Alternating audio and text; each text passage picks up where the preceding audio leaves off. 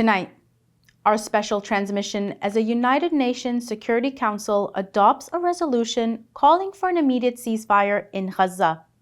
Assalamu alaikum and good evening. This is Muslim News Canada on Muslim Network TV. I'm Humaira Karodia. Today is the 170th day since the onset of Israel's war on Palestine. In the past 24 hours, Israeli strikes have killed 107 Palestinians. 176 have been wounded. Palestinian medics say that Israeli forces have targeted Rafah in southern Gaza, killing 30 civilians. Airstrikes in Dar al-Bala have killed 22 Palestinians, including children. Israeli forces have laid siege around 2 more hospitals in Khan Yunis, Al-Amal, and Nasser. The Al-Shifa hospital has been under siege since Monday. The Israeli military has blocked access, trapping medical staff and patients inside the 3 hospitals. Palestinians who have fled Al-Shifa hospital says Israeli tanks and armored bulldozers drove over at least 4 bodies and ambulances. The Israeli army says it has killed 20 Hamas fighters and arrested another 500 from Al-Shifa hospital. The death toll from Israel's war is staggering. At the time of writing, at least 32,333 Palestinians have been killed. Another 8,000 are presumed dead under the rubble.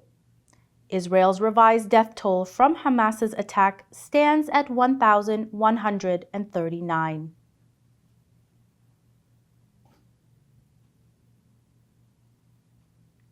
The United Nations Security Council has called for an immediate ceasefire between Israel and Hamas in Gaza, along with the unconditional release of all the hostages. 14 council members have supported the resolution. The United States has abstained from voting. U.S. Ambassador to the UN, Linda Thomas-Greenfield, says the U.S. does not fully agree with the resolution. She has cited disagreements over certain key edits. She says the U.S.'s request to add condemnation of Hamas has been ignored. Thomas-Greenfield says that the release of captives would pave the way for increased humanitarian aid in Gaza. We appreciated the willingness of members of this council to take some of our edits and improve on this resolution. Still, certain key edits were ignored, including our request to add a condemnation of Hamas. And we did not agree with everything in the resolution. For that reason, we were unfortunately not able to vote yes. However, as I've said before, we fully support some of the critical objectives in this non-binding resolution. A statement from the White House following the vote says the final resolution lacks essential language from the U.S.'s perspective. The statement says that the abstention does not signal a policy shift. Al Jazeera's diplomatic editor, James Bays, is calling the development significant. He says there was a near unanimous support for a lasting ceasefire in Gaza after nearly 6 months of war. Security Council resolutions are considered binding international law on all UN member states. The vote coincides with global appeals to end the prolonged conflict. There have been intense Israeli military actions in Gaza and deteriorating humanitarian conditions. Palestinians have faced widespread displacement and severe food shortages since October last year. Israeli attacks have predominantly killed women and children. UN officials are condemning Israel's decision to block food convoys of the United Nations Refugee Agency in northern Gaza. Felipe Lazzarini, the agency's chief, is denouncing the move as outrageous. He is accusing Israel of obstructing life-saving aid. The news follows a UN-backed report warning of imminent famine in northern Gaza. The famine is being attributed to Israelis' restrictions on humanitarian aid. The Integrated Food Security Phase classification labels Gaza's hunger levels unprecedented, with severe food insecurity affecting the entire population. The Integrated Food Security Phase Classification is a multi-partner initiative for improving food security and nutrition analysis. It helps governments, UN agencies, and NGOs to work together to determine the severity and magnitude of food insecurity. Previously, Israel has linked the agency's employees to Hamas's attacks. Following the allegations, Western countries suspended funding to the agency. However, Israel failed to provide proof of the allegations. Since then, several nations have resumed support for the agency.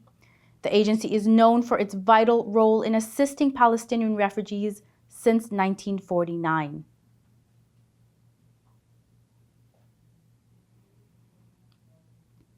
BBC reports that the Israeli war in Gaza has left at least 20,000 children orphaned as of February's end.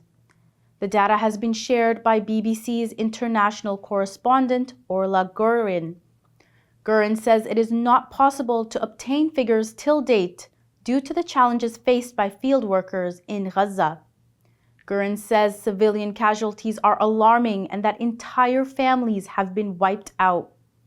Palestinian authorities say out of the total casualties, 70% are women and children.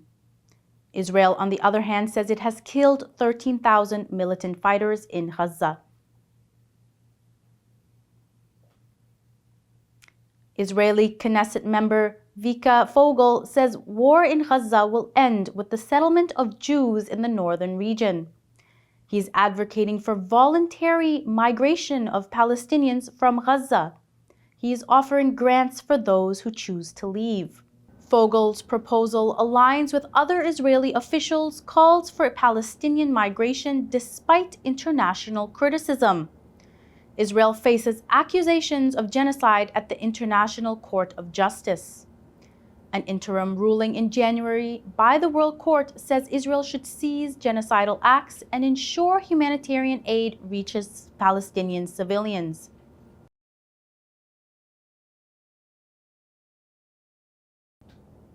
The Canadian government has confirmed that Palestinians who have fled to Egypt before completing the application process in Gaza are ineligible for Canada's special visa program. The program aims to reunite 1,000 Palestinians from Gaza with extended family in Canada. Families who have left Gaza have been advised to apply through other immigration programs. The Canadian government has tried to convince Israel and Egypt to allow more than 300 Palestinians trapped in Gaza to escape over their shared border. However, Israel and Egypt's refusal to allow passage has many Palestinians stranded. Only 14 visas have been granted to those who reached Egypt without Canada's aid. Families are expressing frustration and urge expedited visa issuance. Critics are calling for the removal of the visa cap to streamline the process.